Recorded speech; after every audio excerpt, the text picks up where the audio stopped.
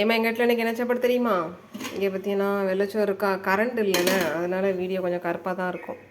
ஏற்கனவே நம்ம வீடியோ கருப்பாக தான் இருக்கும், இன்றைக்கி ரொம்ப கருப்பாக இருக்குது. சரியா? அதுக்கப்புறம் பார்த்தீங்கன்னா ரசம்.